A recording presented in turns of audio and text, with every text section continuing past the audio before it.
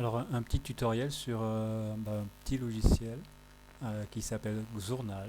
Donc ici je suis allé sur internet pour voir un petit peu ce que ça faisait. Bon, je l'utilise, hein, c'est pas mal. Donc vous pouvez ouvrir avec ce logiciel des PDF et ensuite vous pouvez les commenter en utilisant un surligneur.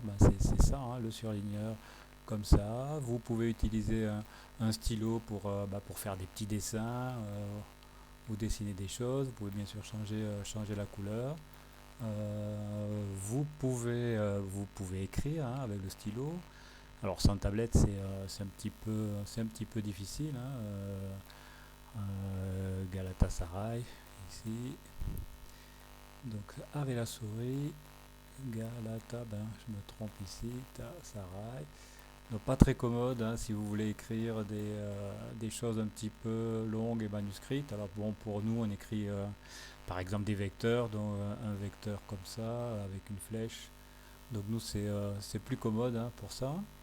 Donc ça c'est la fonction stylo. Ça permet d'écrire, ça permet de dessiner, ça permet de montrer quelque chose, hein, prise de notes. Donc vous pouvez bien mettre en évidence cette partie de phrase, etc. Vous avez un mode de texte qui est là, donc c'est plus facile, hein, si vous voulez écrire Galatasaray ici, je vais l'écrire en noir. Galatasaray, donc par exemple ici je peux écrire quelque chose, rajouter sur un texte quelque chose. Bien sûr vous pouvez changer la police et la taille, hein. Si vous voulez avoir ceci un petit peu plus gros et puis un board ici, donc vous avez quelque chose que vous avez ici que vous pouvez déplacer. Vous pouvez déplacer ce que vous faites en fait, hein, tout ce que vous faites ici, je peux déplacer ici. Alors c'est assez intéressant pour ce que l'on a à faire, hein, quand vous faites des cours en ligne, vous avez votre cours en PDF et puis vous le commentez et vous utilisez les outils pour mettre l'accent sur quelque chose, écrire des choses supplémentaires, par exemple.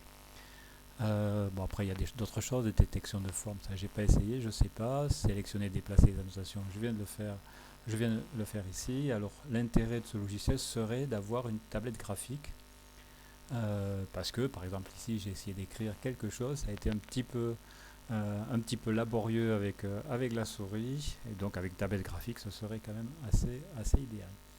Donc en fait vous travaillez sur des calques. En fait vous avez ici calque, ici c'est le fond de l'écran si vous voulez, vous avez votre PDF, et donc vous placez un calque sur ce fond d'écran, sur votre feuille, et vous faites ce que vous voulez avec ça.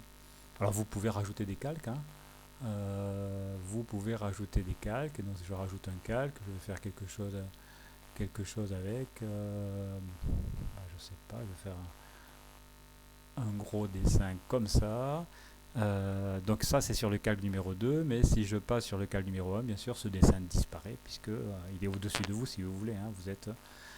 Vous êtes entre le calque 2 et le calque 1 et vous voyez votre fond d'écran.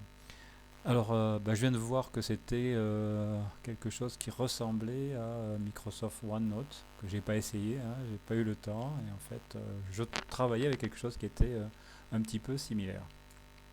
Donc voilà un petit tutoriel, donc c'est compatible à Windows, moi j'utilise avec Linux ici. Macintosh je sais pas, mais j'ai vu que qu'il y avait la version Windows de ce petit logiciel.